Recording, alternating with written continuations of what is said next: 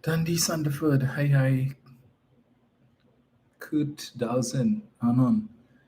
All right, so we're back on, folks. I don't know what happened there just now with YouTube. Yeah, but these things happen. So yeah, but that kind of cut into my time. So I guess let me just see what I wanted to touch on in the hour or so that I have left. Right. So there was a certain headline that I had that I came across. So, that I think so. It went under the radar as far as I am concerned. I thought it's something that I needed to touch on. Let me just get it here. Right. This was a this was an article that appeared in the Guardian on the 24th of November entitled NGC revokes board appointment of Ahmad Khan after just 4 months. It's somebody that they put on the board, right? And the article made for very interesting reading. It says the National Gas Company has revoked the appointment of Director Dr. Ahmad Khan a mere 4 months after he was installed on the board of the energy company. I understand, and they're quoting Mr. Khan here, that as of Friday, November 21st, 2025, the corporate secretary of the NGC was advised that I am no longer a member of the board of the NGC. Khan told the media, Guardian Media, yesterday in a WhatsApp message when asked if he had tendered his resignation from NGC.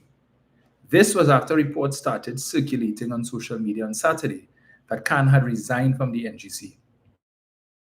A development specialist, however, confirmed in his message that he did not submit any letter of resignation or verbally indicate to anyone that I have resigned from the board of NGC and its subsidiaries. Khan said he was in the process of verifying what is going on and as such had no further comment to make at this time. However, a well-placed source told Guardian Media that Khan refused to be a rubber stamp as an NGC director and ruffle the feathers of a few people in the last few weeks. In July, Khan was appointed one of 7 directors to NGC's board, which is chaired by Attorney Gerald Ramdeen. The other directors are Dr. Rampersad Motilal, Professor David Alexander, Rohini Ramai Peters, Steve Ravi Sitahal, Najim Sajad, and Joseph Tony. NGC falls under the purview of Energy Minister Dr. Rudal Munilal.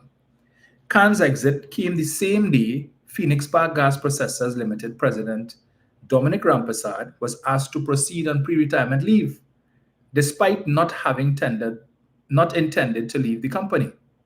An internal memo issued to staff indicated that Rampersad had taken up early retirement with effect from November 21st, 2025.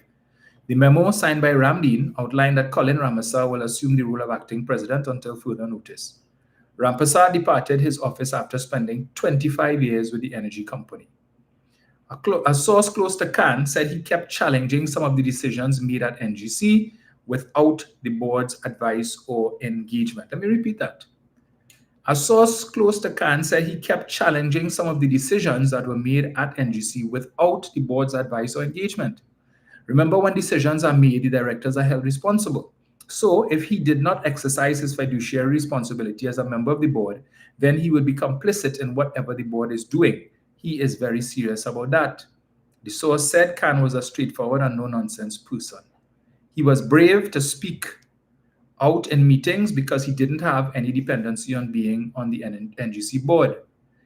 Each NGC director receives a monthly payment of $5,000 for their services. Khan, the source said, raised the issues professionally and respectfully, and while he supported some things, he questioned things, the source explained. This obviously ruffled some feathers and created some annoyance. The source said that for the past 3 weeks, rumors had been circulating in NGC and in the public domain that Khan had resigned, but this was not true. To Khan's shock on Saturday, his name was removed from NGC's letterhead as a director. In addition, he no longer has access to NGC's board, means he's no longer part of the board. They pushed him out. Constructive dismissal is what it is called in HR. As a publicly traded company, the source said NGC would have to report a change in its directors to the TNT Securities and Exchange Commission. Asked if Khan intended to tender his resignation to NGC, the source said no, and that people in the hierarchy of the UNC may have already been told that Khan resigned, which is furthest from the truth. There is no resignation letter signed by Khan. The source said Khan was elated when he was selected as an NGC director. NGC is such an important entity in the future of Trinidad and Tobago, and he was honored to know that he was considered for the board. And given the fact that energy is not just a fossil fuel anymore, it's about renewable and green energy, the source said.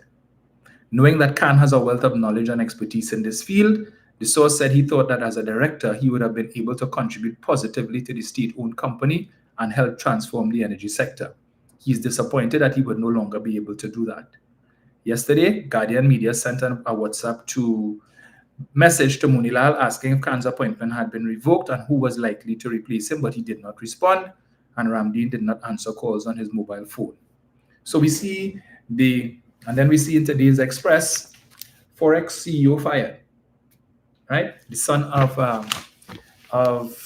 Winston Dukaran, who has been at the helm of the Exim Bank for the last 11 years or so, he was fired. So this administration continues to get rid of people they believe might not want to fall in line with their way of doing things. So this Mr. Khan, who, based on what we just read there, decided he wasn't going to be a rubber stamp, that he was going to bring his professionalism and his expertise to the job to be able to provide the best advice, and not just simply go along to say, well, we put a board in place because we need a board for confidence, but you all are really a rubber stamp, you serve no real purpose. Certain people will make the decisions and you all will just go along and say yes. All right? So he was fired. Then we saw the acting CEO of WASA, who the government put there after they fired Mr. Halliday, who left his job in Barbados to come to Trinidad and Tobago to reform WASA, was barely given sufficient time to be able to do so. As soon as this administration came in, they got rid of him and other executives, with the Minister of Public Utilities labeling Mr. Halliday as a failed CEO. I understand that the amount of money that has to be paid to Mr. Halliday is significant. Why is that not being spoken about in the public domain? I do not know. Because, whenever the last administration would have fired people, the UNC was going to talk about how much money and who should sue and all of that. But they put Mr. I can't remember Jivan or whatever his name is. In short order, they sent him on leave or whatever, and they put some other guy who, I understand, doesn't really know much about doing the job. So it is said. But he is there. And now we see what is taking place with what took place with the board of FCB, what took place with the former CEO of FCB, Ms. Karen Dabesi, what is now taking place with the board of Republic Bank, and there is some concern and disquiet in respect of that. A bank that has for years been allowed to run more or less independently. Yes, the government would have had representation on the board, but the last administration did not seek to exert undue influence or anything like that, because Republic Bank is a well-run institution, as evidenced by the fact that when we look at the profits, $2 billion profits on average annually, significant growth in their asset base, which is soon to be taxed by this administration, separate and apart from corporate tax. They will now have to pay this 0.25% levy, which, as I told you, based on Republic Bank's asset base, is going to be in the vicinity of between 320 some odd million to 500 million per annum. All right, so that eats into, so if you are a Republic Bank shareholder, profits attributable to shareholders is going to go down because of this surcharge or this levy that is coming into place very soon, and which was passed on Friday. That was part of the that whole big legislative package that the government came to ram down the throats of the citizenry on Friday. Right? So it's more or less a done deal. They have the wherewithal because they have the numbers, and they could do that. And so we see continually competent people. This government cannot seem to see people as citizens of Trinidad and Tobago first. All they see is yellow and red. And if they perceive you to be a supporter of the red, or they label you to be in the back pocket of the 1%, hard luck for you. They don't care that you went to school, that you studied, you would have had the experience, you would have served in a variety of different positions in different companies, and you have the skill set and you were told to do the job. The Prime Minister, very early on in her tenure, spoke about this Forex cartel. The man that she installed as the new central bank governor came out earlier and he said there is no such evidence. He has no evidence of there being any forex cartel. Prime Minister came and she retorted, she doubled down to say, well, there's some report that they're working on and that the report will be published very soon and you will see the evidence of the cartel. We are into the 8th month of their term in office and we are yet to see this report that would show that there was any cartel. Meanwhile, citizens continue to struggle to get 200 US. I can't even get 200 US in the bank when I want to travel. Has that improved? To the supporters of the UNC. Did that improve? No. 8 months later, and it's still the PNM this and the PNM that. You would swear the PNM still in office, listening to Somalia. You would not think that the UNC win is like, that hasn't resonated with you all as yet. It hasn't settled yet that the UNC is the government, not the PNM. We are in the opposition. You all for 10 years talk about all Rowley is blame Kamala, blame UNC, blame Kamala, blame UNC, blame Kamala. And for the last 8 months, blame Rowley, blame Stuart Young, blame the PNM. What's the difference? What is the difference? You all were against blame Kamala and blame the UNC. And now you all are in power 8 months now and blame Rowley and blame Stuart Young and blame the PNM. So we're going to get 5 years of that. Because this government that promised you the sun, moon, and stars and cannot deliver. When they can't deliver, it's the PNM fault. They can't deliver on crime, but it's the PNM fault. You can't expect in 7 months to fix what the PNM took 10 years to mash up. Really? That's how it's go? Okay. So, the government is coming with another piece of legislation on Tuesday. Right? I don't understand why they're rushing this legislative agenda. They have 5 years. There's so much legislation you all plan to bring and to change that you need to rush it. Hell, we in December, Christmas is right when you can take a rest now. Or they come with bill last week, come again this week. And just so this week, they're coming with the Summary Offences Amendment Bill 2025. What does that bill do? Well, all right. Let me tell all you.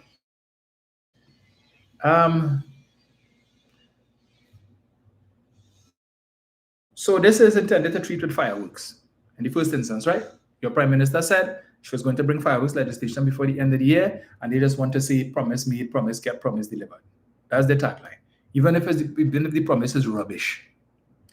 But right, and before we had a little interruption there just now. Precious 1929 is saying Republic Bank Financial Holdings Limited board meeting is on Monday, December 15, 2025, and she's urging shareholders to attend, and I too will endorse that. I was making the point about the back pay before I get into this, right? Fine people. To all the UNC supporters and to the PNM supporters as well who wanted to kill Rowley because Rowley take 47% pay raise and he only offer only 4. And what was not pronounced enough in my view was the fact that as opposition leader, Kamala Persaud-Bissessar would have gotten a 72% pay raise. Last I checked, 72 was more than 47. And I explained to you all why Dr. Rowley didn't get 47, but 28, because part of the pay raise was something that he was getting all the time, but it was a separate allowance. And because that allowance was now incorporated into the base salary, it wasn't really an increase. It was just something you were getting all the time, but we just shifted, right? So the amount that he actually got in as an increase was not 47, but it worked out to 28. But still 28, as far as all are concerned, still more than 4. So some of you all didn't vote, some of you all went and voted for yellow is the code, and now you're all regretting it. But you still have 4 years and about 5 months to salivate on that. All right? Yeah. Hard luck. But anyway. So they want to give you all back pay, part cash, part bonds. You don't know when you're going to get the bonds, or whatever other non-cash payment that they want to give you, or most likely is going to be bonds. You don't know what is the terms of reference for those bonds. You have no idea what the coupon is, what the dividend payment is. And all of that will be worked out. And then you have the CPO telling you, well, might not even happen in this financial year. So you'll get a little something to hush your mouth for Christmas, right? So you could buy a little liquor. The increased expensive liquor, you could now go and buy that and do a little something, buy some gifts. But after they take all the taxes and so on, what you're left with, and well, see what you can do with that. But I would remind you all were upset. Oh, Rowley and the PNM, they increased salary of parliamentarians and so on. The salaries will increase for 900 persons who fall under the Salaries Review Commission. And it boggled my mind how people wanted to compare salary increases for 900 people to salary increases for tens of thousands of persons, right? When you look at the quantum of the back pay, the quantum of the recurrent expenditure as compared for 900 people as compared to tens of thousands of people is chalk and cheese. But anyway, the point that I wanted to make is Prasad Bisesa, Dave Tanku, Munilal, and the rest of them on the government side, who said, we didn't want the pay raise. We felt that the timing was poor, and the government didn't need to do that at this time, and the country's financial circumstances did not allow for that. And at the time when they were offering the public servants 4%, and they say, tighten your belt, and they have no money, but they're going to increase this, we don't support it. But they took it. And then they come and tell everybody, because it's a commission, the last cabinet approved it, and so it is what it is, and there's nothing we could do. Really? All right. They didn't want it, but they take it. Not only did they take it, no sooner had they come into office, because Parliament was convened, the first session was on the 23rd of May, right? They came in June with the media review and allocated millions of dollars to ensure that they got their back pay, right? They weren't willing to wait until the budget was read in October. That's too long. The same salary increase that they didn't want and the back pay that attended that salary increase that they didn't want, they came very early in the media review and allocated money for that. And they all got their back pay in cash, cold, hard cash, not no bonds, not no non-cash payments. All of them were happy to receive their back pay in cash. Where are the UNC hypocrites who wanted to kill Rowley? All they wanted to rake Rowley over the coals. Where are you? They're offering you all non-cash, but they took their back pay in cash. And I got a back pay too. 72% increase in her salary, the highest of all the members of Parliament and everybody, all the people who fall under the Salaries Review Commission. She would have gotten the highest pay raise. Most amount of back pay based on that, right? What is going on, right? And she got her money in cash. I invite you. We have Parliament on Tuesday, 1:30. Take a drive up Abercrombie Street from Hart. What street that? That's it's Hart Street to Knox Street. Take a drive and look on either side, and take note of the range, the long line of vehicles, and all you're seeing is PEK, PEK, PEK. Right? Take a drive and you will see Prado, Fortuna, Land Rover. Oh yes, Audi. See all of them. Line up. Everybody made good use of the back pay. Meanwhile, you all have to settle for pittance. Well, look for that. So just making sure of that. And as Anon said, all CPEP, URP, Forestry, and others paying PSA bill. Yes, we allocated millions of dollars in the media review to take CPEP to the end of the financial year in September. This was in June. I think it was some $60 million or something, so we would have allocated. And at the end of June, these persons were fired. They got 1 month's pay for July, and that was it. Where did the rest of that money go?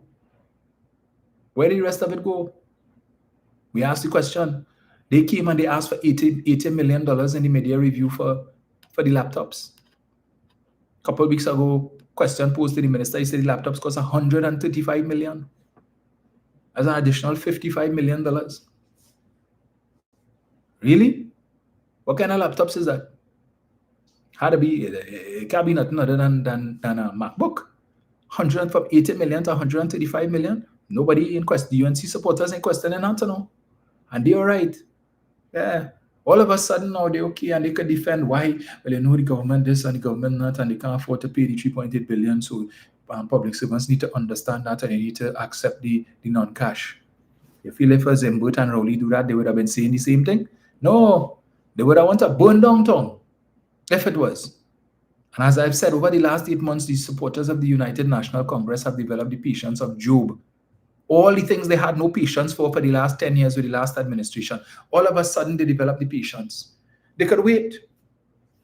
Murders continue, but that's all right. The government need time. In the meantime, all the people who get murdered, what were them? No more time for them. Where is this great crime plan that the government said in 6 months' time? We're in month 8. Where is this great crime plan? And all you have is the Minister of Homeland Security. Every time he's asked a question, continues to speak to us in riddles. You had to figure it out, replay it several times to try and figure out what it is he really saying. But meanwhile, these folks receiving big pay every month, close to $100,000. And you look at Mr. Alexander's office, his office probably nicer than that of the Prime Minister. We don't know where the hell her office is, in the Pink Palace. Right? But nothing happening at Whitehall. That building has been seemingly abandoned.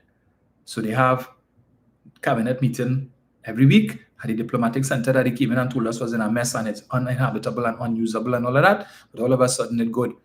Almost every week they have events there, aside from the cabinet meeting. Question put to them how much money was spent. And Julian come to give you some watered down nonsense about that is the diplomatic center, that is the people's house and all kind of foolishness. Well, okay.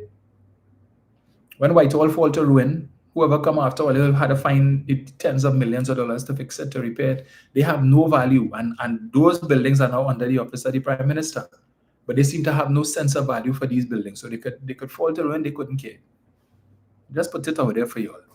The PNM was so wicked and evil and oppressive. We're talking about wicked and evil and oppressive. So part of the bill that they brought on Friday, that they passed, all right, has to do with the imposition of the surcharge on landlords. 3.5% on all income, rental income that you earn over $20,000 for the year, and 2% on all income that you earn, rental income that you earn under $20,000 for the year. I would remind you that under the PNM's property tax regime, it was 2% of your annual rental value. The rental value that your property was assessed at. Now, granted, under what this UNC surcharge, it is not for citizens who are not renting their homes or who do not have rental income. But you have a lot of ordinary citizens who are being rented and the like. And I see now that the fine, if you fail to register, so that the Board of Inland Revenue can tax you accordingly, you will pay a fine of $250,000 and not $250,000 and 3 years imprisonment. Right? So if you file a false declaration with the Board of Inland Revenue, because you own 5 properties but you only put 2, and if I not you own 5, you'll be in some problems. You will pay a fine, and you could probably make some jail for that as well. So all those of you who own property, you have your one little room renting out, all of that is considered to be rental income. All right? So the PNM is charging you 2%, and they tell you take 10% off of the annual figure, because as a landlord, we recognize that you would have spent some money probably during the course of the year to do upgrades to the property, maintenance and the like. So we will compensate you for that. So whatever it is, you'll get for the year minus the 10% from that, and then we charge you 2%. They are now charging you 3.5% on whatever the income that you earn. And there is no allowance for any money that you would have spent for maintenance, upkeep, upgrade, or anything like that. Right? And you will be made to pay. And if you don't pay, you have a hefty fine to pay. But the PNM was wicked and evil. Apparently, 3.5% is less than 2%. Now, when they come in and tell you, well, the PNM wanted to tax everybody, whether it is you had rental income or not, they wanted to tax you. All those of you now who complaining because the vacant lot opposite your house overgrown with grass, right? And you're seeing snake and all manner of women inside it. But you can't, and there's no CPF to cut it. All right? And you can't make no noise and demand and go down to the regional corporation and demand that they come and cut it. Why? Because you don't pay property tax. So you are responsible for your property and the immediate environs. And what the empty lot next door, all right, you could go and complain. But the process is that all the regional corporation is entitled to do is to inquire as to who the owner is and serve notice on the owner to clean up the place. And therefore, if the owner doesn't do it, then they could send out a crew to cut the grass or to sort it out. And then they would charge the owner a fine to compensate for the work that they would have done. But otherwise, whereas before, if you're paying property tax, you go and demand, listen, I pay my property tax. And then my property tax entitles me to so, so, and so, and so. You're not paying no property tax. So when the drain in front of your house clog up and mosquito hush your mouth, you don't pay no property tax. And you say, well, I pay taxes. Well, yes, you pay taxes, but your taxes go for other things, to pave the highway and to build roads and to pay for the hospital and the schools and all of these other things. All right? All of these other things. But the little things in your immediate surroundings that the property tax was supposed to cover. And all the old noise that they make the property tax, this and that. Some of you are paying $600 and something for the year, $1,000 and something for the year. Right? Some of you are spending more than that with one line. One Friday afternoon line and buying wrongs and stuff, you're spending more than that. But we complain to spend and to understand and appreciate what value that was bringing. So it's not that the government necessarily tax. But this government now, all the time they're in opposition, we from 2010 to 2015, we did not introduce a single new tax, and we were able to manage the economy without new taxes and so on. What they come and they do now? The Bar Owners Association complaining with these new fines that they have to pay $200,000 on their roulette table and the machines, the slot machines or whatever it is, that they have to pay how much increase and how many bars going and close down because the increase in the cost of alcohol, and people who would come and buy a whole bottle now, all they're buying is one drink and so on, and it's affecting these bars, and they're no longer able to earn the income that they need to be able to pay their staff and their overhead expenses, and several bars are going to close. So they had a little mini protest outside the parliament on Friday. If the government cares, they're going to listen? No, they need revenue. All of these new fines for certain traffic offenses. All right? Yes. You all had an issue with the demerit point system. It was wicked and draconian. And now you all come every Monday morning and every day. Roadblock, ticket sharing, left, right, and center. All your cussing. PNM wasn't doing all of that. The PNM was wicked, evil, and what do you describe what is happening now? All of a sudden, the demerit point system ain't looking too bad. But mind you, just remember for drunk driving, you also have demerits. That's one of the offenses for which the demerit point system was retained. Okay? And you have increased fines, significantly increased fines. So if you know you're like, you can't handle your liquor, do not drink and drive. You won't get yourself in some trouble. Big trouble. What's the time there? All right. So as I mentioned to you all, on Tuesday, we have another bill coming. It's going to address the issue of fireworks. And the second thing it's going to address is the use of video footage of crimes where you use your phone or a laptop, a tablet, or some sort of device of that nature to record a crime and such that, or confession, as the case may be, and these things would be. Let me make sure I get it corrected, right? I don't want to misquote. A video recording recorded by means of a mobile phone, tablet, iPad, or other similar smart devices shall be admissible as evidence in a court of law. Right? So that's clause 6. Clauses, however. Yes, there are some ministers, old lady 8135 saying there are ministers who are being paid for doing nothing. Chief among them, Philip Edward Alexander, Anil Roberts, David Naked, several of these parliamentary secretaries and ministers in the ministries. Right? Getting big P. And as I said before, go up Abercrombie Street and watch all the brand new vehicles that they buy. They wasted no time. No time. Because let me tell you what the strategy is. As a parliamentarian, you're allowed to purchase, you're allowed exemptions on the purchase of a new vehicle every 2 years. Right? Every 2 years, you can avail yourself of those exemptions. So the mindset is, if I buy it in 2025 and I utilize the exemption in 2025, then it come 2027, I could use the exemptions again and buy another vehicle. And then come 2029, I have another exemption. So in the space of 5 years, I have 3 exemptions. Rather than if I wait till 2026, then the only time I'll get the next one is in 2028. And then given 2030, right? You could have some problems there because we have election in 2030. So avail yourself of it.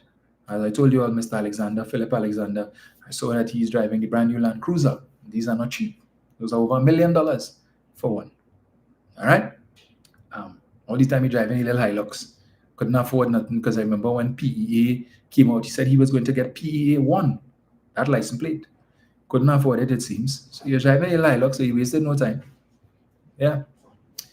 Are we driving $1 million vehicle? Meanwhile, some of you all who was boasting, yellow is the code. Yellow is the code when UNC wins, everybody falling. While was sharing on the bus route, waiting for Maxi, right? He driving up and down, and the rest of them. And the brand new Prados, thanks to you, courtesy you. Ask him what work he doing. He who, by his own admission, told the leader of the opposition he feels greatly underutilized. Great. No work to do. So they send him to some conference in Barbados. So finally he gets he get a little trip, going to represent. And rather than do the work that he sent you to do, he decides to do a video to talk about he went to some site where the Afri-Exim Bank is going to build their headquarters their regional headquarters in Barbados, and to talk about how Africa, or Trinidad and Tobago lost out on an Africa run from Trinidad. Utter rubbish. They love to talk about the PNM blowing the racial dog whistle. Do a video, wasting time. Show the people what you went to Barbados to do. No, but you're going to misrepresent and talk a pack of nonsense about the Afri-Exim Bank and why Trinidad and Tobago didn't sign on, and Rowley this and Rowley that. Dr. Rowley explained the reason for that the Afri-Exim Bank was requesting that their locals would not that they would be exempt from paying taxes. And he said he could not do that because there are other multilateral agencies that exist in Trinidad and Tobago whose employees pay taxes. And if we grant you that concession, then what is to prevent them from coming to ask for the same concession at a time when the government needs the revenue? And they could not accede to that.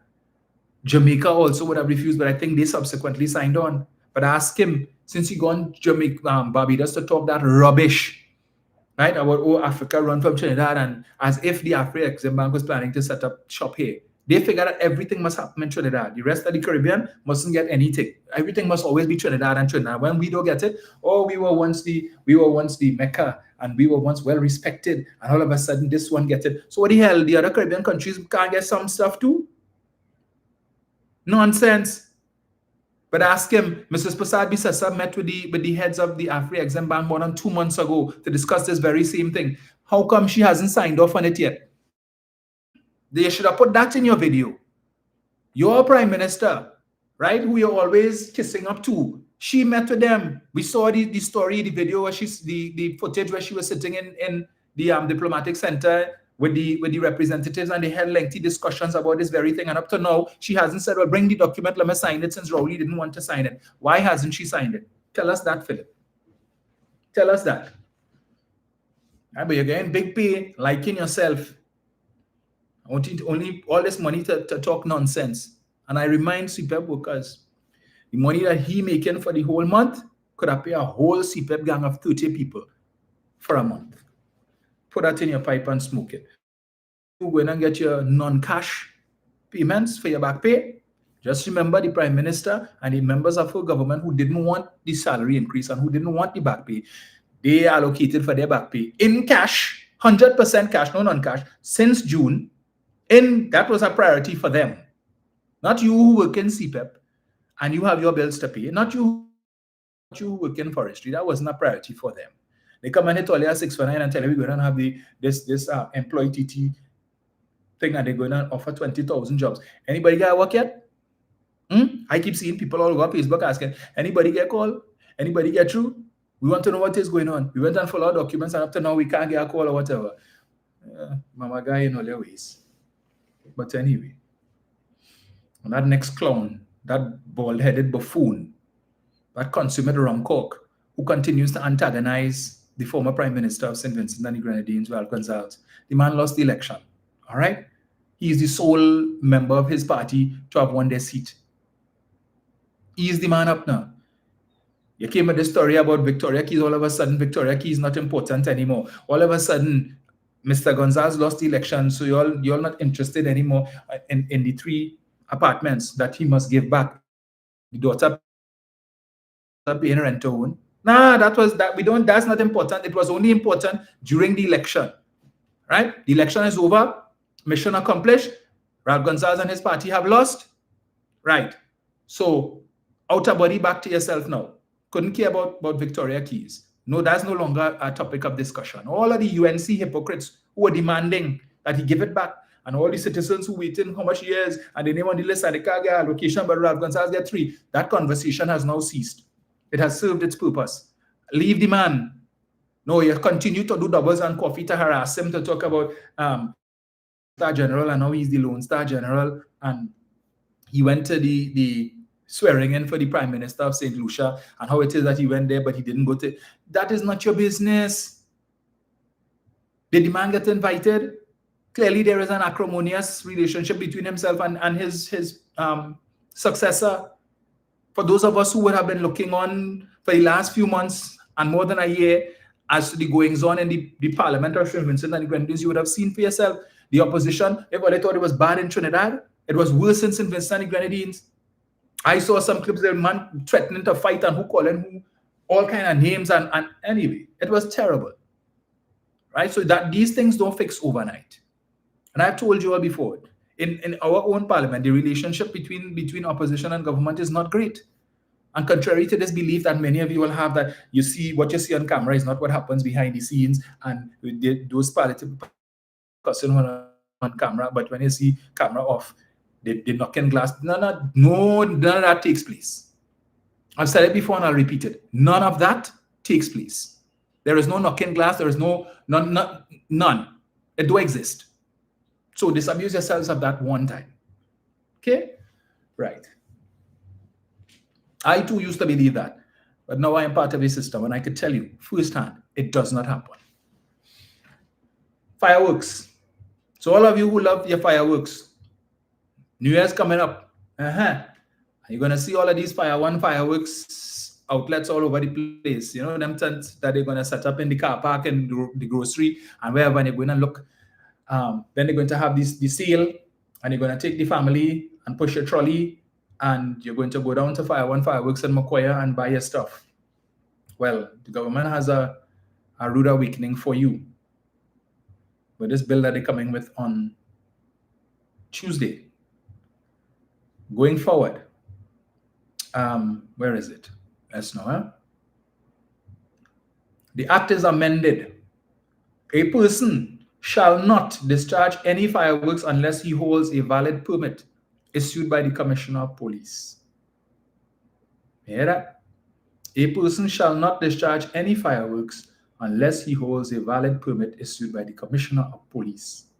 So you need to go and get your permit from the Commissioner of Police to discharge your fireworks. Yes, I know you're not accustomed to that. You just go down by in the car park by the grocery and you buy your fireworks, and then, the PNM is wicked, evil, and oppressive. Every person desirous of applying for a permit under this section shall make an application to the Commissioner of Police in the prescribed manner. A permit authorizing the discharge of fireworks shall not be issued to a person under the age of 18 years. So, you know, they would like to carry your son and stuff and your daughter to pick out the fireworks, and yes. A person authorized to discharge fireworks shall specify the types of fireworks, amount of fireworks, location, the date, and the time during which fireworks may be discharged. So all of this you need to tell the Commissioner of Police, right? So when you have thousands of applications, all right, what makes you feel you better apply from now? It shall only be valid date and time specified. It will be issued subject to such other terms and conditions as may be prescribed, right? So,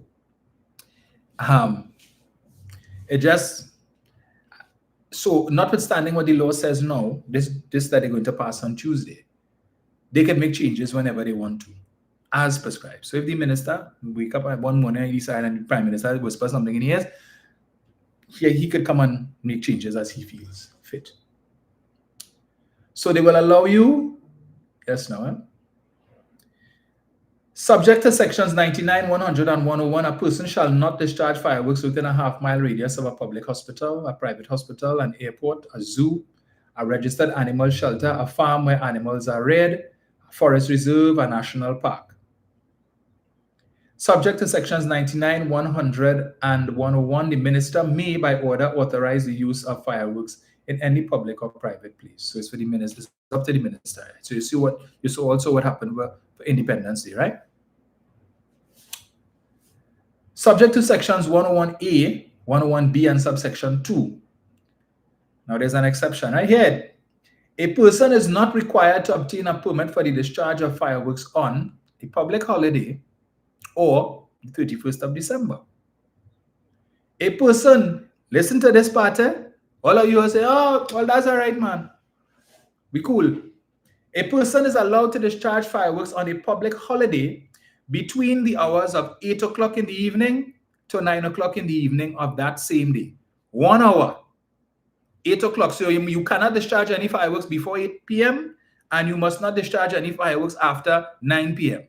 Before 8 p.m., you have committed an offense and you could be fined, charged after 9 p.m. So you have 1 hour out of 24 on the public holiday. The 31st day of December, between the hours of 11:30 in the evening to 12:30 in the morning of the next day. You cannot discharge any fireworks before 11:30 on December 31st and after 12:30 a.m. on January 1st. You have 1 hour.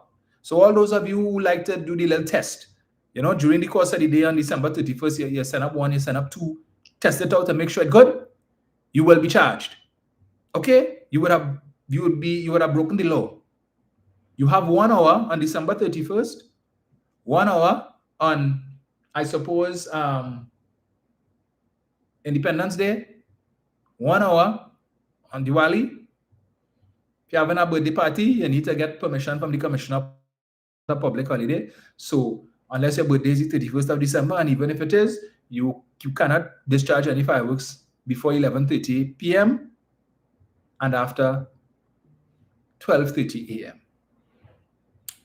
Now, what is the penalty? I can't tell you because the penalty is not in the legislation. It is left to the discretion of Mr. If I just eat a banana, would you see it? Yes. It's up to his discretion. So he will determine what the penalty is. So I don't know if it's 10,000, 15,000, 20,000, 100. I can't tell you.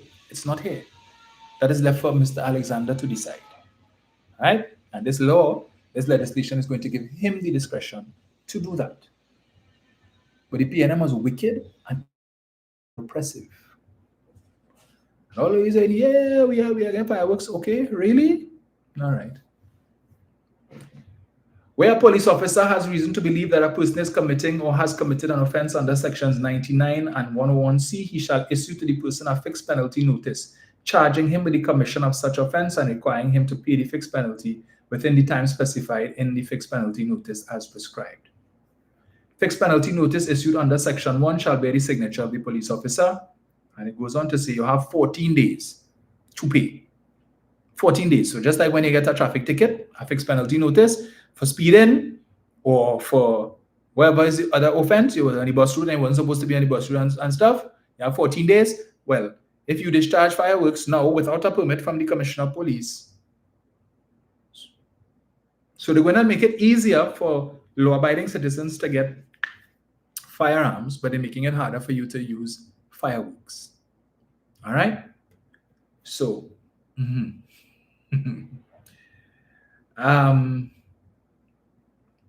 just now, let me see here. Just now. So the time within which the fixed penalty is payable shall be 14 days or such other period as may be prescribed by the rules of court made by the Rules Committee from the date of the fixed penalty notice, and where payment reaches the clerk after that time, it shall not be receivable and shall be returned to the payer. So if you went and you bought fireworks and you discharged it outside of the prescribed time, so it is not a public holiday and it's not December 31st, and you decide you're going to help yourself some fireworks, and you use it outside the prescribed 1 hour that you are allowed now, and you are charged, make sure you have the money to pay the penalty. All right? Which, as I told you, I can't tell you because it's not here. It's not in the legislation. It's up to Mr. Alexander to rest the figure on all the chest. So make sure you put aside your money and you have it saved, because what this is saying here is that if you are issued a fixed penalty notice for the discharge of fireworks outside of the prescribed time without a permit, and you receive a fixed penalty notice, a ticket, and you don't pay in 14 days because you don't have the money, and you tell yourself, well, when I get the money month 10, I will pay. This section 5 here, I get it. That's not. Section 5 here is saying you must pay within the 14 days. So if you go on the 15 day to pay, it says that where payment reaches the clerk after that time, it shall not be receivable and shall be returned to the payer. So the clerk will tell you, well, it's outside the 14 days, we can't take the money. Not like what obtained with your traffic tickets, outside the 14 days, even though they think you could have still go and pay it. And they're not to accept the money, and you have to appear in court. So make sure you have your money for your fine and your lawyer. Unless you plan to defend yourself, and he who has himself for defense counsel is a fool. So make sure you have your money put down. All right? 1 hour on public holidays that we normally have fireworks on. All right? From 8 p.m. to 9 p.m. And on December 31st, 11:30 p.m. to 12:30 a.m. That's it. So I guess I will no longer be hearing fireworks as is the norm. 5 to 12, people start about stuff. All right, you're within the time period. Sometime well after 12:30, you're still hearing things. 8, 9 o'clock in the morning, somebody's still popping up. That will cease. No more of that. So make sure all that you have, you use it up between 11:30 p.m., 12:30 a.m. If you don't use it, anytime after 12:30 a.m., you have committed an offense. All right? So 12:30 a.m. on the 1st of January, put it away until the next public holiday. Now, even if that next public holiday is not one that we normally bust fireworks, it says a public holiday. So you could say, well, I'm making up quota for December 31st and January 1st, right? I didn't get to bust these because I've got quite a few, and I didn't get to run it out before 12:30 a.m. So the next holiday after that is what? Indian Arrival Day? No. Shouta Baptist in March. Yeah. I think Eid might be in March too, somebody told me. So you might, hold out until then. But this is your benevolent, loving government in this legislation for you come Tuesday. Right? Your Prime Minister promised it. And well, for those of you who couldn't care for fireworks, well, this is good news for you. For the rest of you who love your fireworks, not so good news, unfortunately. But there's only 13 of us.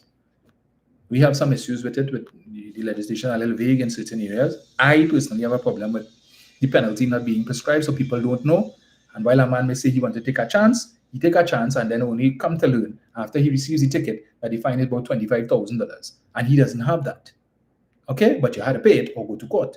And if you go into court and you have to hire a lawyer, it's still going to cost you a piece of money. The PNM didn't do that, right? That is the UNC. So, just making mention of that.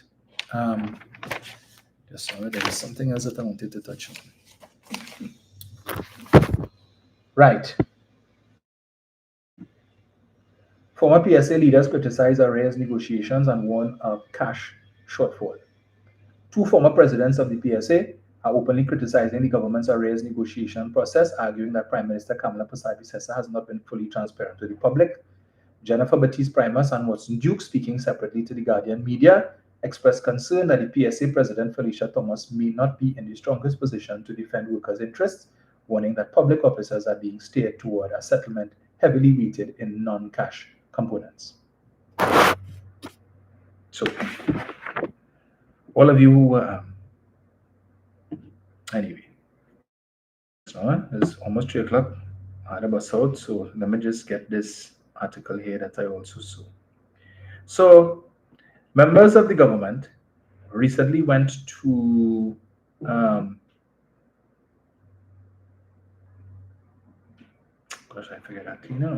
recently went abroad. Julian John, Saddam Hussein, and Minister of Foreign Affairs Sean Sobers went to the Middle East to try and promote their revitalization project, looking for money, looking for investors into this project. They were there for about 2 weeks almost. All right. Forgive me if I may have missed a statement, if they made a statement in the parliament with respect to that. I didn't hear it as to what the outcome of that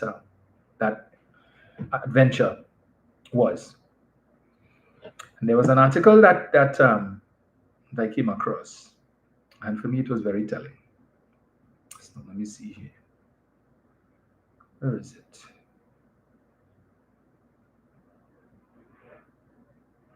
Was that it?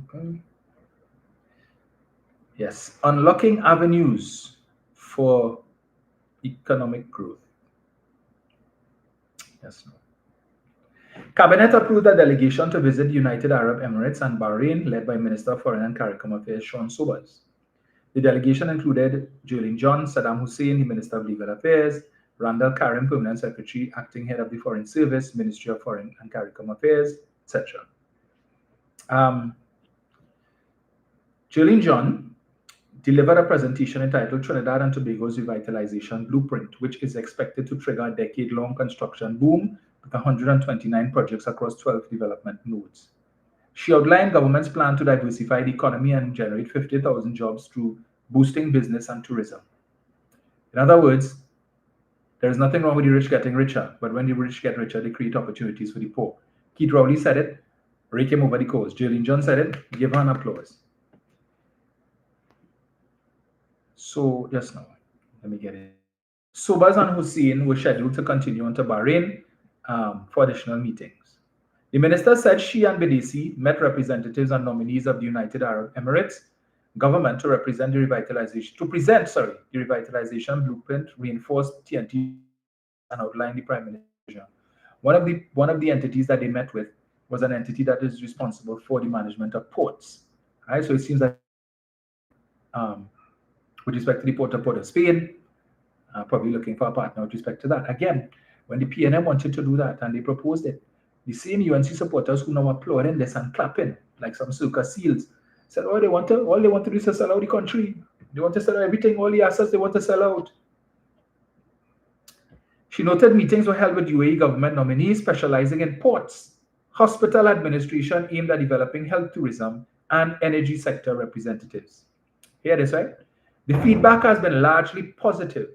Certain sectors have expressed keen interest in considering investing in the key projects. Not expressed keen interest in investing in key projects. They have expressed keen interest in considering investing in the key projects.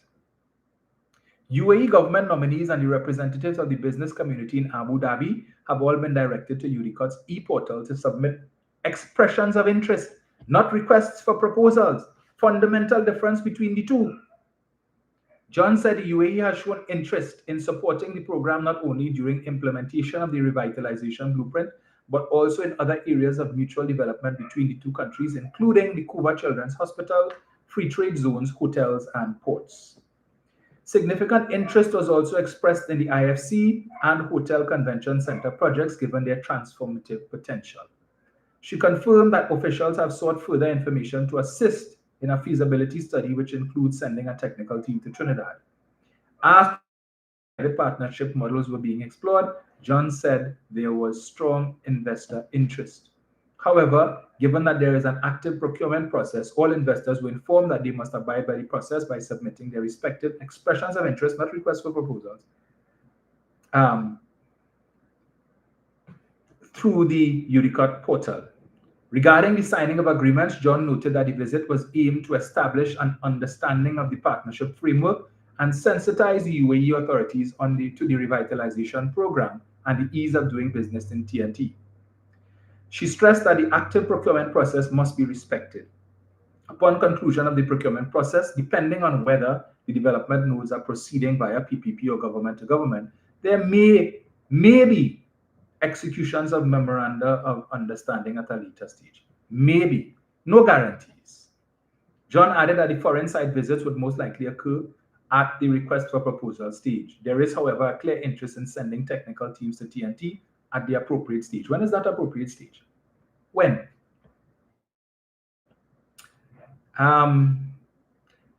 John said these meetings showcase TNT's investment value, including a strategic geographic position, educated workforce, stable political environment, competitive utility rates, strong investment protection framework, blah, blah, blah. Both UAE ministers expressed positive assessments of TNT's investment potential and pledged to promote the revitalization blueprint within the UAE investor community. The delegation also met with Burjeel Holdings, a leading provider of world-class healthcare services in the UAE and Oman with annual revenues of 1.4 billion US. Discussions also focused on hospital management and the development of a medical tourism industry, including projects at the Cuba Children's Hospital and the central block of the Port of Spain Hospital. Yeah, so they say, they sell out PNM. John said the company expressed interest in potentially managing hospital assets to support the development of medical tourism. Everything is potential. UDICOT has since exchanged correspondence with Burjeel Holdings, and the company will be invited to TNT to advance its assessment of its promising investment opportunities. So nothing concrete. They came back with, based on this, nothing concrete came back with, nothing signed. All they have is, well, that sounds good. Maybe we'll come to Trinidad and take a look and see what you all have to offer. At a time when they are looking on and they are seeing what is happening with respect to between the United States and Venezuela, close proximity, right? They know the potential with Venezuela's airspace being basically shut down by the Trump administration, albeit that China and Russia have said they will continue to operate flights going to the country. But obviously, these guys are going to adopt a wait-and-see approach. All right? Wait-and-see approach. We ain't coming to invest my money here, and then next thing, some missiles pelt on your investment mashup. So they will wait and see. So all that money spent, they were complaining how many times Stuart Young went to Venezuela, 13 times, and how much money spent. Stuart Young went to Venezuela for what? Meetings to secure Dragon gas. Coming out of those meetings, we were able to secure the 30-year license, by the 20-year license, by an OFAC license. Okay? A 2-year OFAC license that was extended for another year. What did we get from the trip to Washington? Under this administration, we only get a 6 months OFAC license with certain KPIs that had to be met within that 6-month period. This was in September. 2.5 months, almost, of that 6 months is gone. Nothing. No negotiations, no talks, nothing. So there is no way they are going to meet that KPI timeline. So that was just a waste. That was our Kobo Sweat OFAC license. A waste of time license. They just give a little mama guy people. Call a big press conference and hold it. Look, we had the OFAC license here, but I only showing you a piece because I don't want the media to zoom in and see the details, right? So just look at the top here, right? I keep it in a manila folder. Right. Good. So we good. What Rowley and Stuart Young lost, we were able to get back. No. You all didn't get it back. Rowley and Stuart Young were able to secure 2 years with an extension. You all got that 6 months. No extension inside. Right? So mama gives something. So you're gone now. You pitch your thing here in Trinidad and like you didn't get the amount of interest that you were hoping to get. Because while in front of your face, the 1% who you cost for the last 10 years, excellent, ambitious, this is what the country needed all along. And then behind closed doors, in private functions and so on, they had the worst to say about all you. This government and what the hell they're doing. They were clearly unprepared. All of these things is what they say. Now, I'm here talking here third hand. This is what I heard my own ears. My own 2 ears that I heard out of the mouths of these very same people, the same 1% who you all invited. You brought to the diplomatic center and wine and dine at the expense of the average taxpayer who will never get the opportunity to see the diplomatic center unless they pass in driving up that road in St. Anne's. Right? That's as close as some of them will get, but the taxpayer money being spent to wine and dine the rich, the wealthy, who are accustomed to that type of thing. The best alcohol, the best food. Wine and dine. Yeah. And they tell you what you want to hear to your face and then behind your back. Worst of things to see. I guess you all realize that they probably heard it because somebody come back and report. So what you do? You run up to the UAE looking for investment, hoping that they will come and invest it. Invest for whom?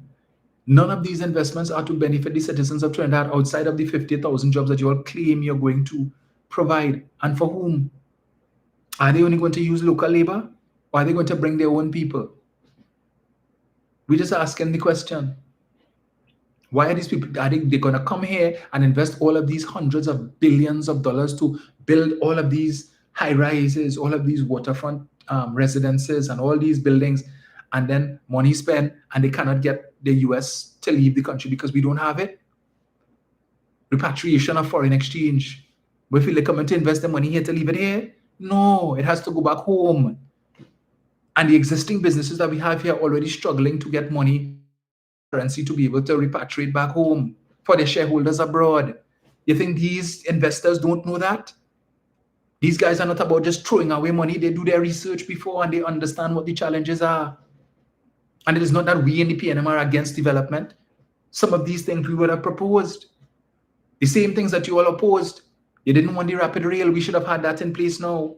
Or let's say we don't need a rapid rail. All you need to do is to fix PTSC, buy some more roads and expand and fix the existing roads and we're good to go. Now you all come and show us a big video with a train pulling up. Right. All these things that you all said was vanity projects. All of a sudden, there's no longer vanity projects. And I keep making the point. One needs only to go all of this new commercial space that you all want to build. For who to occupy? For whom? Unless it is that these foreigners are going to come here and set up shop in Trinidad, but for who to purchase? Do you think their people are going to come all the way from the Middle East to come to Trinidad to buy stuff that they could get right home, where they just jump in their Bentley or their Rolls Royce or whatever it is, and they go to the nearest mall and buy what they want? They're going to come all the way to Trinidad to get it? I hardly believe that. So it cannot be. We have a tourism problem. Not enough tourists are coming to the country. They are the ones who would come to purchase. But again, why do tourists from the UK and the US and so on come to Trinidad and Tobago? You live in New York, you live where skyscrapers abound. That is a normal occurrence. You're living in a skyscraper, that's all you see in whole day. You live in New York, the city of skyscrapers, to come to Trinidad to see more skyscrapers. That is not our unique selling point. When these tourists come here, that is not what they come in to see. But the UNC has been so obsessed with Tobago was supposed to be a little Dubai, and we were supposed to be a little Dubai. So now this administration come in and have that plan to turn us into a replica of Dubai, right? And what do you think is going to happen? They will go to the other country, see what it is that they don't see in their own country. What makes us unique? The tall buildings might fascinate us here, because a lot of people here don't travel, so they don't see these things. But that is not really, it may be a tourist attraction for Dubai. But you really feel them guys coming here to build that kind of building here? But that's their grand plan. Grand plan. And they have the support of their membership. Right? To each his own. Go ahead. Face troubles. Many of the state enterprises for which public service employees work have been plagued by financial or audit issues for some time. According to Review of the Economy 2024, transfers to state enterprises were anticipated to be approximately 3.5 billion. State enterprises in receipt of large transfers from the state include UDCOT, NP, NPMC, NIDCO, and others.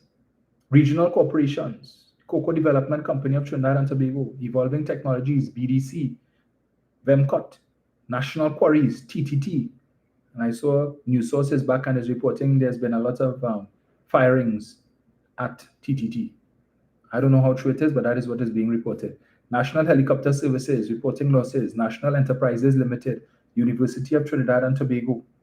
Employees struggling to make ends meet. Over the past week, Guardian Media spoke with several public sector employees to get their perspective on what life is like on their current salaries. They've removed VAT on 7,000 food items, right? You all experiencing that yet? Food prices have dropped? And yes, we have the answer. We just had to remove VAT. 7,000 food items. I went to the grocery this morning. In fact, I saw increases in prices, not decreases, but maybe I went to the wrong grocery store. If you all know any grocery store where the removal of VAT has resulted in the reduction in the price of food, let me know now. Out in the market. Cost of food went down. But that's what they tell all there. Would have fixed the problem. Meanwhile, continue to read articles about people being robbed. Home invasions continue. But stand your ground is now law. So when the bandit come in your house, or the bandits, or as the government loves to say, when 3 armed men kick down your door 2 o'clock in the morning and they come to rape your wife and your daughter, tell them, stop in the name of the law. Stand your ground. It's no law. I'm standing. Here is my copy of the legislation. I don't have a gun. I don't have a cutlass, but I have stand your ground. Look at here. I rebuke you in the name of stand your ground. And the perpetrators will retreat. Yeah? Yeah. They're going to retreat. I just asking the UNC supporters, now that stand your ground is law, what difference is it going to make? If 3 armed men kick down your door tonight and they come to rape your wife and your daughter, as the government has been asking you to imagine, what are you going to do? You have a gun? They bring legislation for all kind of thing. They come in on Tuesday with legislation to restrict firework use. Now I get a permit. And there are certain areas for which you would also be restricted. Depending on where you live, you may not be able to discharge fireworks, right? We're trying to make it easier for law-abiding citizens to acquire firearms. They bring that yet? No. All right, but all who open, stand your ground, stand your ground. What stand your ground going to do for you? All it simply says, you don't have to retreat. They kick down your door, they come to rape your wife and your daughter, according to what the government is telling all you. Imagine, right? What are you going to do? Same thing you would have done before it became law. Retreat. Right? Cooperate. And hope that it will put some licks on you. Probably the worst that might happen. Because as far as I know, most home invasions don't end in sexual assault and don't end in the homeowner being any member of the household being killed, unless that was the specific intent for which the perpetrators came. And you would know. If that's what they came for, because they had a beef with somebody who lived in the house, or they come to send a message, they come, they kick down the door, they shoot, and they leave. Where robbery is the motive, they come, they put some licks on the householder, right? They rough you up, where the money, where the money? We want the money. You give them the money, they might take your car, whatever it is, and they leave. Your ego bruise, you might get a little slap. I get one, but you live. But as I said, stand your ground.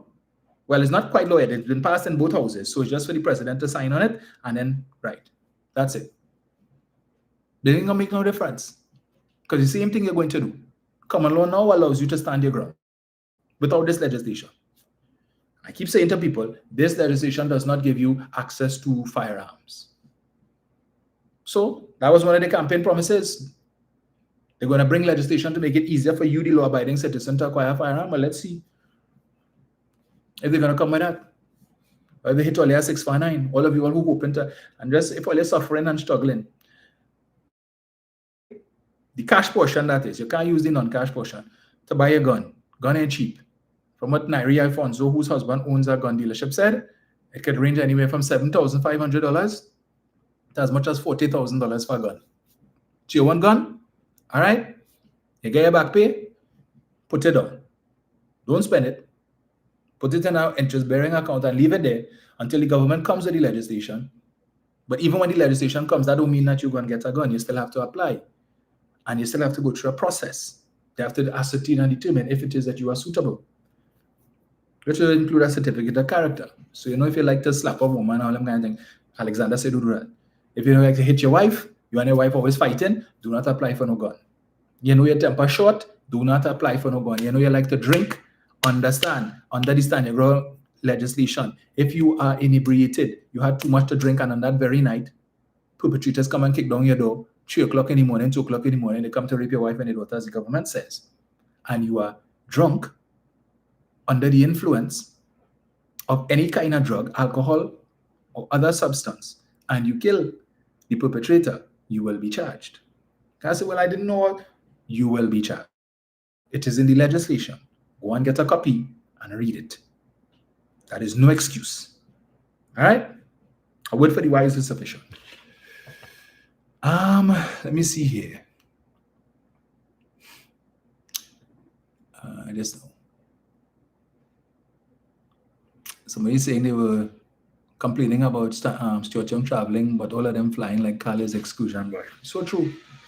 How much money it cost to send the 3 of them to send them abroad to the United Arab Emirates? And I'm sure they ain't traveling economy, right? It's business class or first class all the way at your expense, your taxpayer expense. That's all you put them there. Brian Batista is saying the UNC got an OFAC license for 6 months to talk to Maduro to get gas. 6 months. 2.5 gone already. The only talk they had with Maduro is an exchange of unpleasantries. That's it. No direct face-to-face. It's just you talk in your country and you talk in your country and the media reports. And that's about it. 2.5 months gone. I'm hoping that Mr. Trump could do something. But even if there is conflict, 3.5 months is not enough. So I suppose they're hoping for an extension. All right? All right. And of Homeland Security wanting to write to the U.S. Embassy to ask them to revoke the visas of people who say certain things on social media and who speak against the government.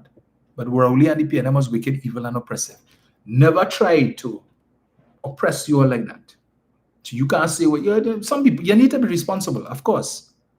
But still, who is to determine what responsible is? Is it based on the government's interpretation? To go to such an extreme, to ask for citizens' visas to be revoked because? And therefore, when you do things like that, it leads one to question the situation with Gary Aboud, right? When you make statements like that, but ably supported by your prime minister and your colleagues, take away people's visas. Well, all right. Yes, Altair, you did that, put the UNC there. Well, those of you who know, if you didn't vote, you assisted to put them there, especially in a constituency, one of the 9 constituencies that we lost. If you were a traditional supporter of the PNM and you decided you weren't going to vote and you encourage people not to vote for the UNC, you tell them, by the way, we're voting for a waste of time, and they listen to you in your household, your kids, you tell them, yeah, to go and vote now. You help to put the UNC there if you fall into that vote. So it's not just voting for them, no. It's not voting as well. And bad-mouthing the PNM and the last government all over the place. And people with soft heads, right, based on what you say. Listen to what you said because you in the know and did not vote because of what you said. You have to put them there. Now everybody vexed, and they vexed we on the opposition bench because we ain't saying enough, we're not aggressive enough, we need to be more out there. We could only do so much. You all see what we are up against in the parliament, right? You all see. We're having a difficult time with the speaker, who seems to believe that any discretion that he has is based on what the UNC government would allow him. Even when we cite the standing orders, he's always quick to respond. Tell me which standing order this and which standing order says that and whatnot and stuff. And I don't have the discretion to do this and I don't have the discretion to do that. So is the government calling the shots. Right? So we ask questions, we put forward questions on the other paper, we again shoot down. Right? So as I told you all before, every time we have a sitting and we submit questions, we wait with bated breath for 12:45, 1 o'clock. So when the list of questions come around, I tell you, well, this is the questions that have been approved. Are we excited? We get 3 this time. What, boy? We hit the jackpot. We get 3. We submitted 12, but we get 3 this time. We good. We get through. We GT. That's what we had to put up with. And then the majority of times, the 3 that we asked, we will either get standing order 27-1G, refuse to answer because they don't believe it's in the public interest, or hear a whole epilogue and a whole prologue from what the last administration did, who did what, and how we reach here, and all of that before you get a proper answer. Just sometimes a simple answer, no, but we had, Mr. Speaker, the last administration did this and for the last 10 years, and you would swear that prior to the last, Tobago was a veritable utopia. There was nothing wrong in Trinidad. There was no crime. You could get as much foreign exchange as you wanted to. There were no issues, no fights in school, no problem. Listen, Trinidad and Tobago was a land of milk and honey. We had, as soon as the UNC lost the election on the 7th of September, between the 9th of September when the PNM was sworn in up until the 28th of April or the 1st of May when Kamala was sworn in, that Trinidad and Tobago was a complete hellhole. Everything just went to the dogs. But The little back pay that you're going to get, the cash portion that is, right? Just remember you will pay less income tax on that because thanks to Keith Rowley and Stuart Young and Colman Booth, because they increase your personal allowance not once, not twice, but 3 times, and you ain't riot yet. Had they not done that and it was still at 60,000, the amount of taxes some of you would have been paying on that little cash advance that you're hoping to get by next week, because it's supposed to be the 19th, that you're hoping to get by the 19th, would have been significant. But no talk for it. Only no time. That don't matter. 10 years, wasted governance. Absolutely nothing the country benefited from. It's just oppression and hardship. And what you're going through now, yes, deliverance. You're in the promised land. Kamala is Moses. You'll have been delivered from Pharaoh. All right. Okay.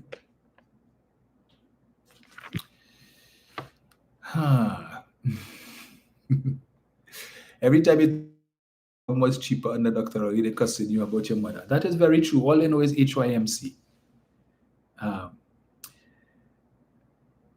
PF Cortez is asking, did you see the article from Dr. Sajiwan Ali, Senator the Honorable Dr. Atz, Dr. Vanas James saying we need structural economic change? Was that what Dr. Rowley was doing 10 years as Prime Minister? And that was the intention. But the challenge that the country had was the issue of revenue, which is what the government was trying to fix. The issue of revenue, that is why we needed the Dragon gas. And now you have energy experts are saying that we need that Dragon gas, notwithstanding Manatee that's supposed to be coming on stream, which again, thanks to Stuart Young and the other fields, but we need to find gas. And while the UNC beating the chest about ExxonMobil coming here, even if they find gas, that is not going to be found or monetized for at least another 10 years, at least.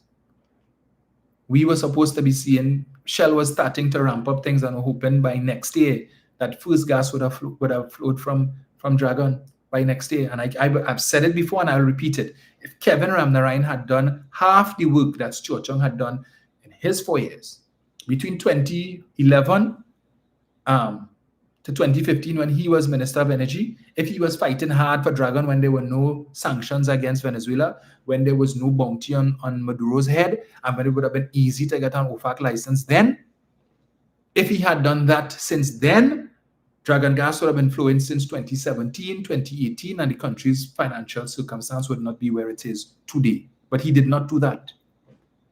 Did not.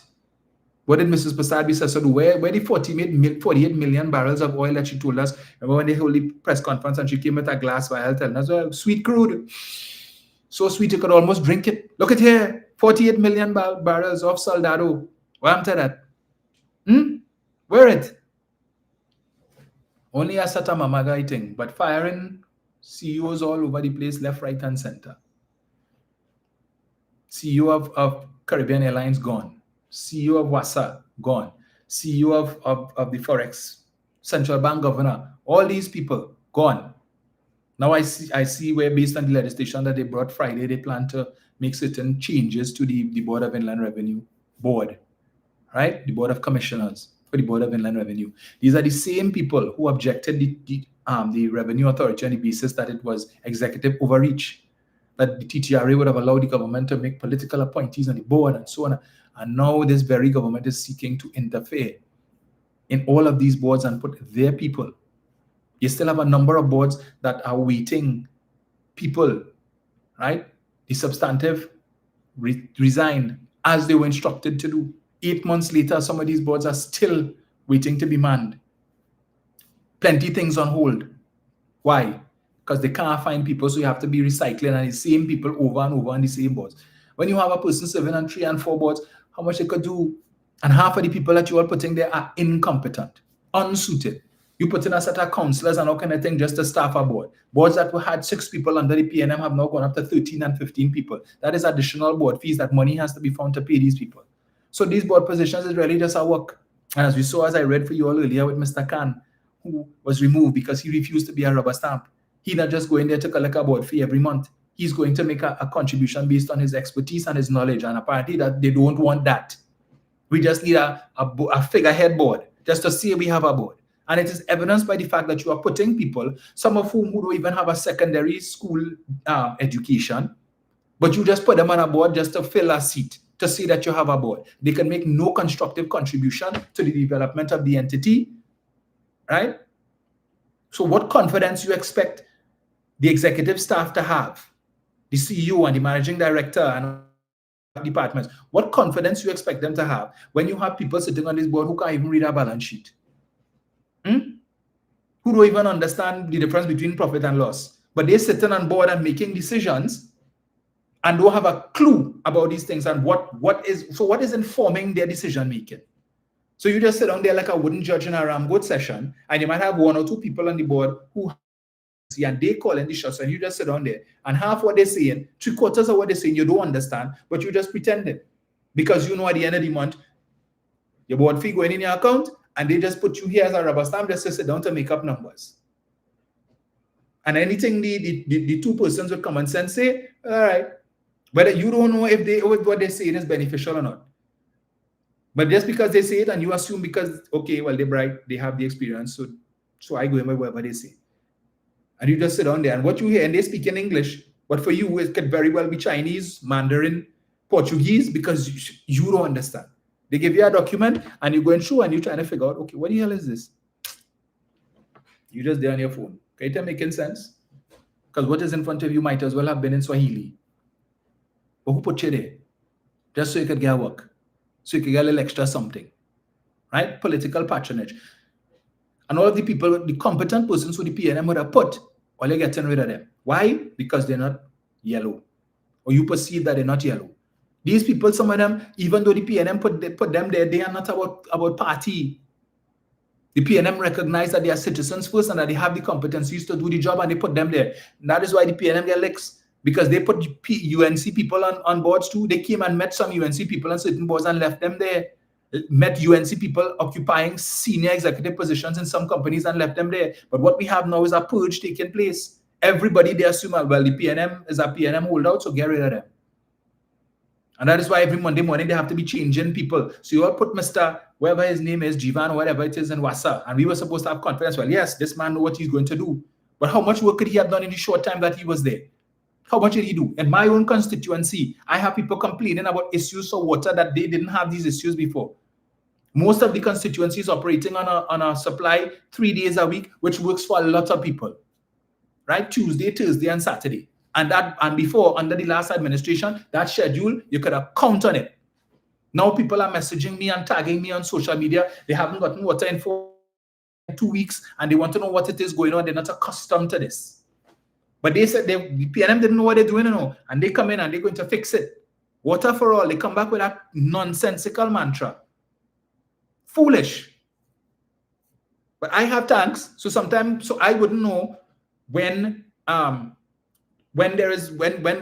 water didn't come, because every time I turn on my tap, there is water. So it's only I would know. I often to go and knock my tank to see these 2.5 and this one is on 3/4. I don't do that. So I would not know unless people tell me. And now people tag me, and people are, what going on with the water income for a whole week now? Seriously, I didn't know that. So I contacted my people at Wassa. Well, this is the problem, that is the problem. Schedule and whatever it is.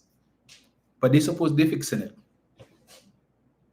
So you redirect water from certain places to benefit your constituencies and to hell with PNM constituencies. If they suffer, it don't matter, because you all have sufficient numbers to do what you need to do. And at the end of this 5-year term, all of them going to be millionaires. Meanwhile, back at the ranch, poorest of the poor, struggling daily, all right? But I could only do so much. I thank the government. I saw they give us some food cards to give out for Christmas. So we're in the process of putting together the names, right? Persons who would have come to me over the last few months, persons who would have lost their jobs, CPEP, URP, and stuff, and they're really in need. And we keep a list, and so we will see how we could assist. On the other side, hampers for others. Try to match the value of the food card. So even if you don't get a food card, might be able to get a hamper, but then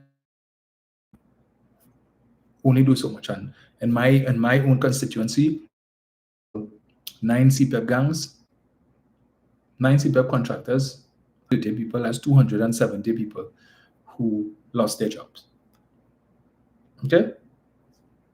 And there are other persons in the constituency. That's just CPEP. We talk URP, we talk forestry, because I had a couple of forestry contractors in my constituency as well. There is no way I could provide for all of these people. For as many as we could do, we will do. Right? I must say, corporate Trinidad, well, some members of corporate Trinidad have been very generous to us to be able to make the Christmas party for the kids a bit, So the same 1%, Ole Cousin, KFC, they've been very generous. Blue Waters as well. And a few others have come forward. I think Hadku is also assisting. So at least the kids will have a good time on that day. And we were able to get some toys at reasonable prices from, again, persons who are business owners who are partial to the PNM. So we are not entirely without support, but the support has dwindled a bit. I saw an article last week where Junior Sammy, I don't know if it's because I'm saying that I saw another article that said no such directive went out, but the original article said that permanent staff at Junior Sammy, some of them would go without salary until the end of January because they didn't get no contracts and monies are owed to the company, as the case may be, and I don't know. So these are things that we never saw under the last administration, but it's happening now. So to all those who get only 10% and again your cash advance, please manage it well. We're happy for you. Contrary to popular belief that 10% pay, the PNM go like that. And listen, it's not about us not liking that term. That administration, the last administration, would have offered what they could have, right? And they were offering to, bearing in mind the fact that it's $3.8 billion just for the PSA alone, which is, I think, something like 16,000 workers or something like that. The other unions, if you were to add them to the equation, it would be significantly more than 3.8 billion. So when the government told you all that the budget deficit is projected to be 3-point-something billion, add this 3.8 to that. And you see how it starts to go up. Why this increase from 50 million borrowing limit to 45 billion? That's a significant increase. Significant increase. Study that. What they want to do with that money.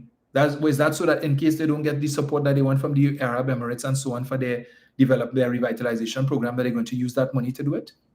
For who to occupy? All over the country, you're seeing malls with empty stalls. People moving out because they can't afford the rent because their business not making money. And if it is these business owners cannot fill these stores, how will they fill in those high-end stores that you want to build? This boutique hotel that you want to build on Carrera Island. For who? For who? To put who in it? The only time our hotels really full in Trinidad is around Carnival time. Otherwise, there are who's going to occupy that. But that is what their priority is to spend money on. And meanwhile, they couldn't give a damn about all the people that they fired and continue to fire, all the youth programs because they shut down the Ministry of Youth Development, all these youth programs that in abeyance. I saw Foster Cummins went and he did some videos at a couple of the sites. What is happening down in Chaguaramas? Where the PNM had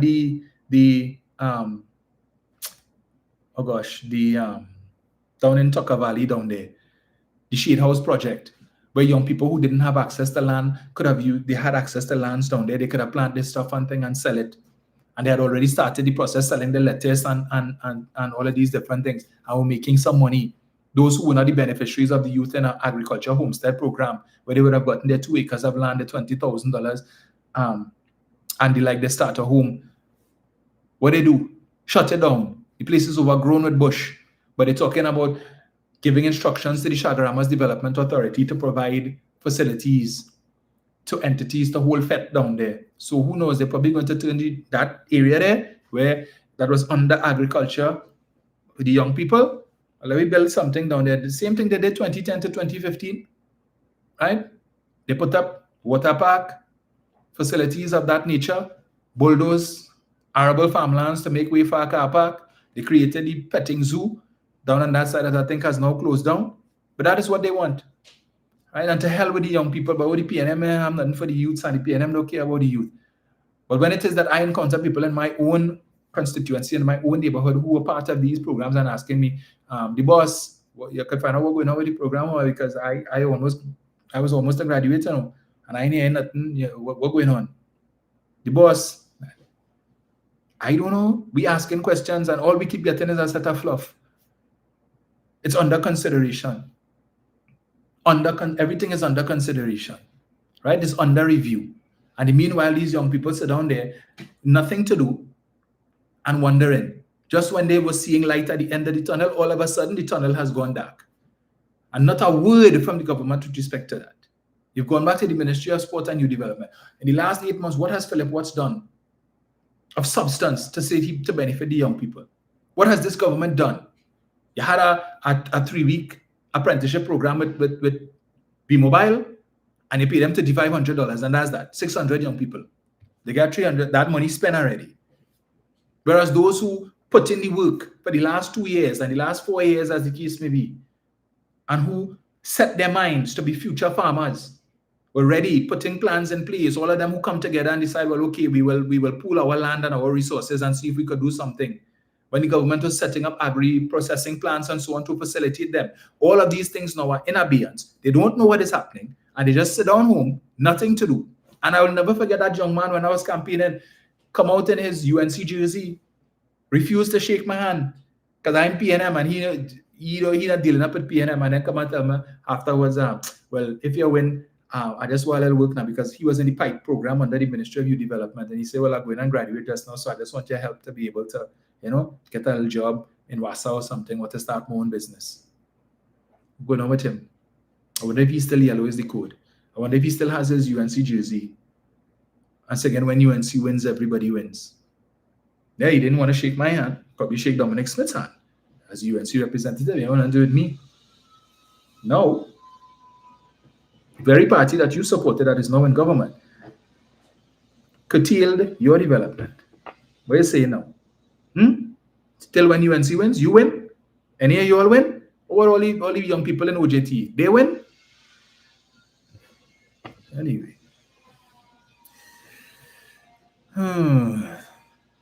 So let's see here. They call this Patrick Manning only building vanity projects. Help me out. And they're doing this thing. That's exactly what they're doing now. When is UNC? When is PNM is vanity projects? When is UNC's development? It's ambition.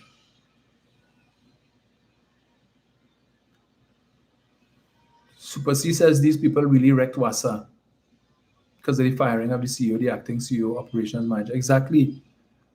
No proper plan in place. So it's every 3 months, are they going to change a CEO? Because the one that they put now, who is acting, who replaced the last acting one, I understand that he's even more incompetent, has no background with respect to the management of a water facility of that nature. And he's on a state board too. And they put him there. All these guys doing is just drawing big pay and relying on the technocrats in these public utility companies to do all of the work. And that's not me saying now. So this is somebody who works in the Ministry of Public Utilities who told me this. That when they having meetings with the minister and the minister sit down, there's it. Right. Yeah. Seemingly uninterested. And will occasionally use some big words and say, well, we need operational efficiencies and WASA and so on to try and sound bright. And they just sit down there scratching their head, and that's all they had to say. Yeah, well, as far as he can say, well, it's all their work. My job is minister. I decided to sit down here and look pretty and listen to all there. Right? Just tell all what the government's mandate is, and you all fix it. That's all your work. We're drawing big pay for that. Do harass me. I'm just a figurehead. But when you had ministers in the last administration who were actually hands-on, they wanted to kill Stuart Chong for actually being hands-on. Not like Munilal. Munilal traveled once since he's been minister in the last 8 months of when he talked. What has he accomplished in that 8 months? His prime minister excludes him from a lot of matters, issues, meetings related to energy. Does that express confidence in him? She meeting people in the diplomatic center and Doha, and he not there. But you have Saddam Hussein and you have public utilities man. You not there and Keza not there. But she talking energy. What is her background in energy? She meeting with people in the Red House, in her private office in the Red House, talking energy matters, and where Munilal in the precincts, and he not in the meeting. But that's her minister, right? You get the government you deserve.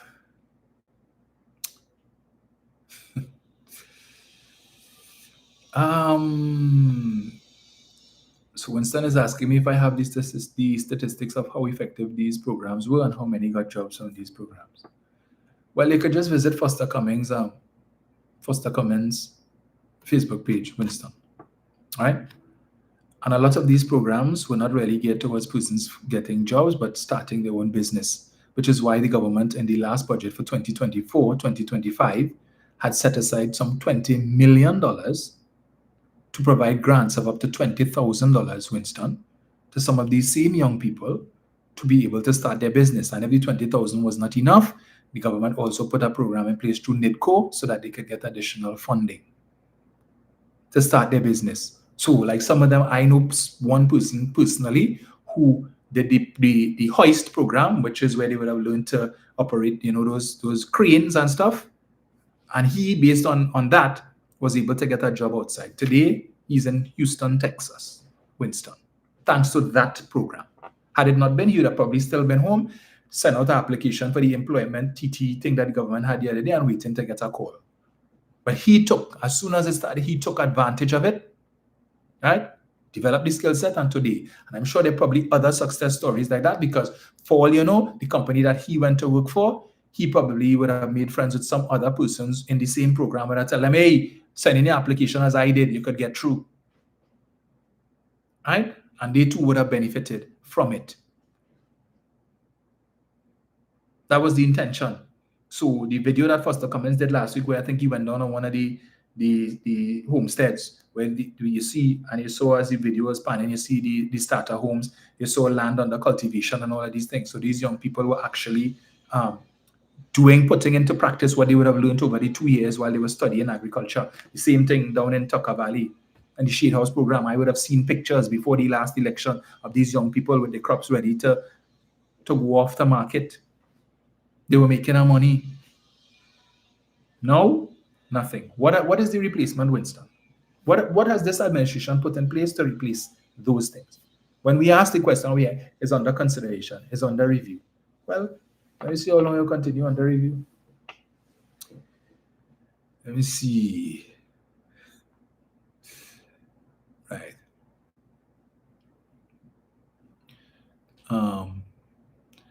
So Anne Bryan is saying, I thought the OJT was for a 2-year period. My relative was at OJT, but her contract wasn't renewed after the 3rd of October 2025.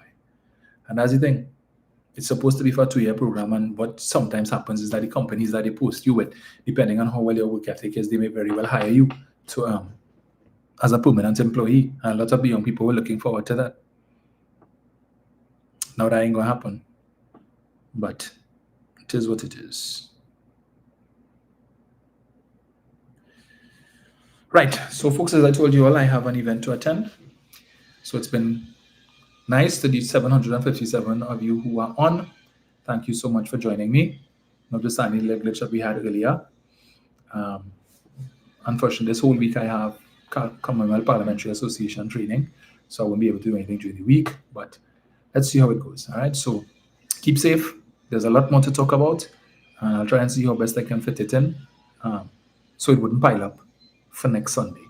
I know next Sunday it's my which is the 14th, the children's party, so I'll have to come on really early to be able to deal with that, and I think I have some engagements on Saturday as well. So keep on top of things. Take a look at the Parliament on Tuesday, right? Come and hear the government defend their decision to implement a system where you have to get a permit now for fireworks. So all those people who work in